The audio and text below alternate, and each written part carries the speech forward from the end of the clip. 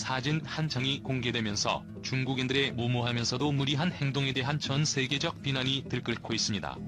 공개된 사진은 중국 어선들이 대한민국 해상에 몰래 설치해놓은 그물이었고, 사진 속 그물 하나에만 700kg이 넘는 어류가 포획되어 있던 것입니다.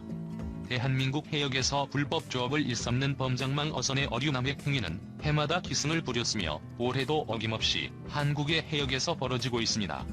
제주지방해양경찰청에 따르면 해경은 8일 제주 차기도 남서쪽 먼 해상과 마라도 남서쪽 먼 해상에 설치된 불법 투망 어구를 잇따라 인양했다고 밝혔습니다. 수거된 4개의 범장망 어구에는 포획된 어류가 약 3,000kg이 담겨 있었습니다. 해경은 중국인들의 소행으로 포획된 어류를 수거해 즉시 해상에 방류했습니다. 최근 시오19 사태 여파로 중국 어선의 불법 조업이 감소 추세를 보였지만 일부 범장망 어선들이 야간에 몰래 어구를 설치하는 행위가 이루어지고 있습니다. 해경은 우리 측 수역을 침범해 불법으로 조업하는 범장망 어선의 행태를 사전 차단하기 위해 어구를 수거했으며, 이는 불법 조업 어선의 행태를 사전에 차단하기 위한 새로운 시도였습니다. 해경은 중국 어선의 불법 조업을 근절하기 위한 대응 방안을 논의하는 한편, 업협정선 인근에 대형 함정을 추가 배치하고 항공기와 연계한 입체적 순찰로 중국 어선 불법 조업에 대한 감시를 강화할 예정이지만, 한 번에 수백 척에 이르는 중국 어선들의 감시가 쉽지만은 않은 상황입니다. 지난 16일 인천시 옹진군 연평도 동쪽바다에서 중국 어선 17척이 서해 북방 한계선 NLL의 4.8km 안쪽으로 침범해 불법 조업하는 모습이 특별경비단에 포착됐습니다. 해경은 경비함정과 중형 특수기동정을 현장으로 즉각 투입해 대한민국 영해를 침범했다고 알리는 경고방송을 반복했습니다. 하지만 중국 어선은 경고방송을 무시한 채 조업을 이어나갔습니다. 결국 중국 어선은 해경이 물줄기를 내뿜는 소화포를 쏘아대자 결국 모두 줄행랑을 쳤습니다. 금어기 다 끝나고 본격적인 가을 어기 시기인 9월부터 11월이 시작하자 NLL 인근 해상에 다시 중국 어선이 출몰하고 있습니다. 지난 20일 해경에 따르면 금어기인 7월과 8월 서해 NLL 인근 해역에 나타난 중국 어선은 하루 평균 20여 척인 것으로 집계됐습니다. 하지만 9월 곧게 성어기가 시작되면서 평균 50여 척으로 2배 넘게 늘어나면서 한국 어민들의 생계뿐만 아니라 해경들을 위협하고 있습니다. 경고 방송으로도 중국 어선들이 아무런 조치를 취하지 않자 해경은 이들 중국 어선을 강력히 단속한다는 방침입니다. 현재 대한민국 해경은 CO19 위기로 인해 기존 승선 제압 납포식 단속 방법을 근접 타격 퇴거 방식으로 바꾼 상태입니다. 여기에 경비 함정의 경고방송을 무시하고 퇴거에 불응하면 소화포를 쏘고 레이더를 방해해 쫓아내고 있습니다. 하지만 해경의 전술이 바뀌면서 중국 어선 납포 실적은 줄어들면서 중국 어선들의 불법 조업은 끊길 기미가 보이지 않습니다. 2018년 21건, 지난해 19건이던 해경의 중국 어선 납포 실적은 올해 9월 10일 현재 1건밖에 되지 않습니다. 전국적으로도 올해는 모두 5척의 중국 어선을 납포했습니다. 실질적으로 납포 실적은 줄었지만 단속 작전 방식이 바뀌면서 퇴거 실적은 늘어났습니다. 전국적으로도 2018년 2019건이던 중국 어선 퇴거 건수가 올해는 4,616건으로 대폭 늘어났습니다. 해경은 곧게 성어기로 서해 NLL의 중국 어선이 더 증가할 것을 대비해 해군 합동 순찰 강화 및 주야간 상시 퇴거 작전, 경비함정 NLL 해역 전진 배치, 집단 침범 시기동 전단 운영 등 대응 계획을 세웠습니다. 최근 들어 중국 어선들의 작업 방식도 바뀌고 있는데, 지난해까지만 해도 중국 어선들은 중대형 어선을 이용해 작업을 진행했습니다. 배에 죽창이나 꼬챙이 등을 설치해 해경 대원들의 승선을 방해하고 날렵한 물건을 휘두르는 등 무력 저항을 감행했습니다. 그리고 중대형 어선끼리 뭉쳐다니며 해경을 위협하기도 했습니다. 하지만 요즘은 소형 어선을 사용해 작업하고 있습니다. 그것도 엔진을 2개에서 최대 4개까지 설치한 고속 소형 어선입니다.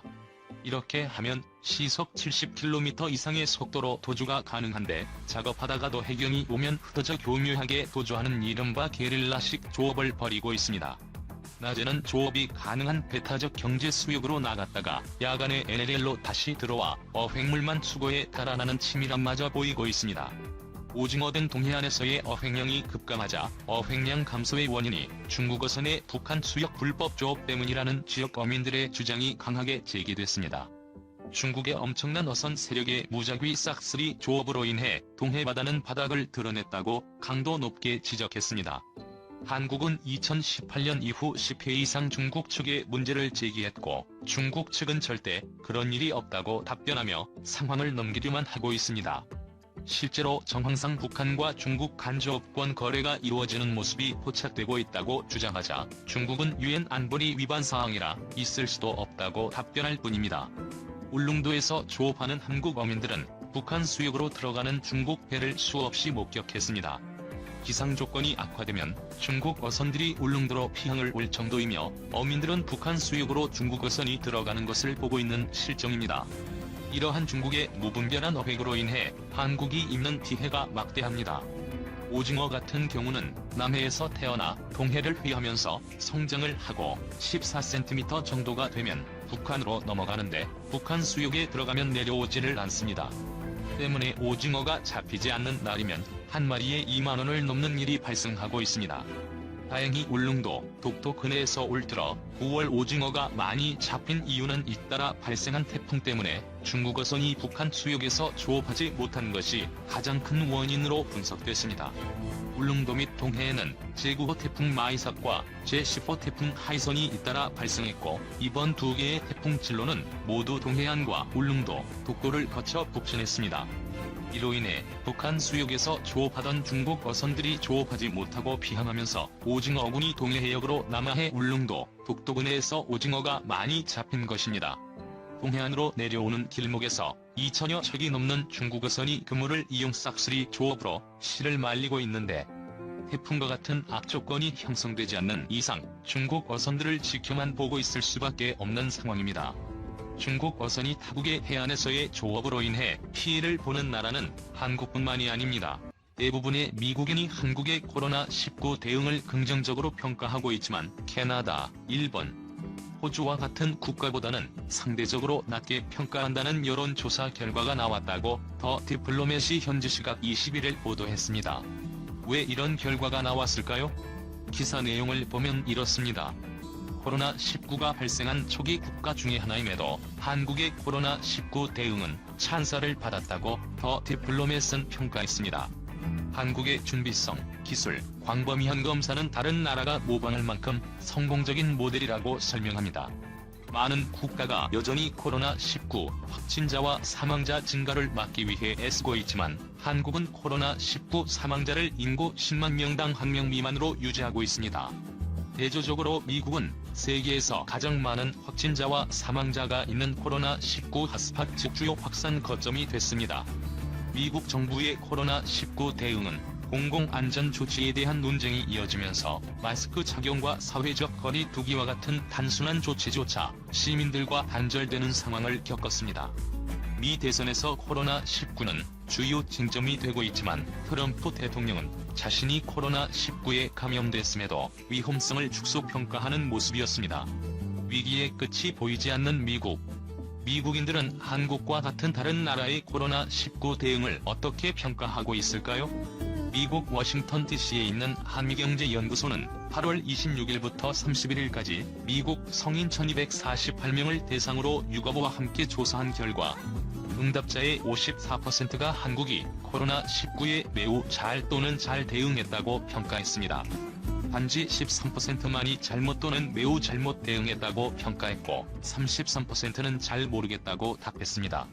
이에 비해 미국인들의 60%가 미국 정부의 코로나19 대응을 잘못 또는 매우 잘못하고 있다고 평가했습니다. 이는 조사 대상 국가 중에 가장 낮은 수치입니다. 미국의 경우 지지하는 정당에 따라 코로나19 대응에 대한 평가도 엇갈렸습니다. 민주당 지지자의 11%만이 미국 정부가 코로나19에 매우 잘 또는 잘 대응했다고 평가한 데 반해 공화당 지지자는 67%가 그렇다고 답했습니다. 대부분의 미국인이 한국의 코로나19 대응을 긍정적으로 봤지만 캐나다와 일본, 호주 등은 한국보다 인구 10만 명당 코로나19 확진자 수 등의 지표에서 좋지 않은 성과를 보였음에도 더 높은 점수를 받았습니다. 이러한 평가가 나온 근거는 어디에 있을까요? 더 디플로맷은 한마디로 단순히 미국인들이 한국을 잘 모른다, 즉 한국이 얼마나 잘 대응했는지 모르고 있는데 원인이 있다고 봤습니다. 설문조사 결과를 보면 캐나다와 일본 및 호주에 대해 미국인들은 이들 국가를 미국의 친구로 간주하고 있고 세계에 더 영향력이 있으며, 사이버 문제에 대해 미국과 협력해야 한다는 질문을 받았을 때 지속해서 더 높게 그렇다는 응답을 했습니다. 또 국제 뉴스를 팔로우 즉 지속해서 따라가며 보고 있다고 응답한 경우에도 한국은 70%로 전보다는 크게 늘었지만 캐나다, 일본보다는 뒤처졌습니다. 잘 모르면 제대로 평가할 수 없습니다. 평가해도 인상 비평으로만 남을 수밖에 없습니다. 더 디플로맷은 코로나19 대응에 있어 미국은 한국과 같은 나라에서 배울 것이 여전히 더 많다고 지적했습니다.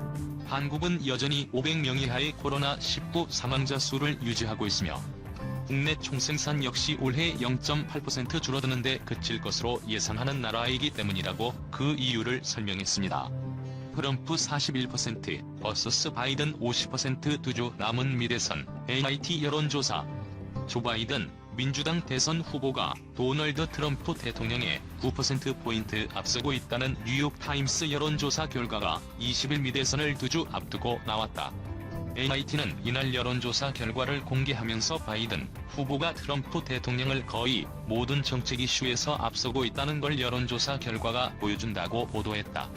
오는 11월 3일 열리는 대선을 앞두고 MIT와 미국 시애나대가 지난 15에서 18일 투표 의사가 있는 유권자 987명을 대상으로 한 여론조사에서 바이든 후보와 트럼프 대통령이 각각 50%, 41%의 지지율을 얻은 것으로 나타났다. 오차범위는 플러스 마이너스 3.4%포인트이다. 바이든 후보는 트럼프 대통령에 비해 미국 내 단합, 코로나 바이러스 감염증 대처, 대법권 임명과 법질서 유지 등에서 우세를 보였다. 트럼프 대통령이 자신의 주요 경쟁 요소로 내세운 경제 분야에서는 두 후보 간의 격차가 거의 없는 것으로 나타났다. 두 후보자 중 누가 더 경제를 잘 운영할 것이라고 믿는가라는 질문에 트럼프 대통령을 뽑은 응답자는 48%, 바이든 후보를 뽑은 응답자는 47%로 오차범위 내에서 다투었다. MIT는 트럼프 대통령의 경제정책 신뢰도가 떨어진 이유는 유권자들이 추가 경기 부양을 원하기 때문이라고 분석했다. 같은 조사에서 응답자 중 72%는 2조 달러 규모의 새로운 경기 부양 패키지 정책을 지지하는가라는 질문에 동의했다. 코로나 질문 관련 전국적인 마스크 의무화 찬성, 아직 최악의 코로나 사태는 오지 않았다, 동의 등 응답자 중 절반 이상은 트럼프 대통령과 다른 견해를 보였다. 또 유권자 계층별로 보면 바이든 후보가 23%포인트 격차로 여성에게 지지를 받은 반면 트럼프 대통령은 23%포인트 차이로 고졸 이하 백인에서 위를 점했다. 다만 지난 2016년 대선에서 트럼프 대통령은 당시 힐러리 클린턴 민주당 후보와의 고졸 이하 백인 지지 부문 격차가 37%포인트에 달했다. 전체 백인 응답자 중 트럼프 대통령을 지지한 사람은 50%로 바이든 후보에 6%포인트 앞섰다. 반대로 백인이 아닌 응답자 중 68%는 바이든 후보를 지지했다. 이 중 트럼프 대통령에는 22%만이 지지를 표하면서 44%포인트의 격차가 났다.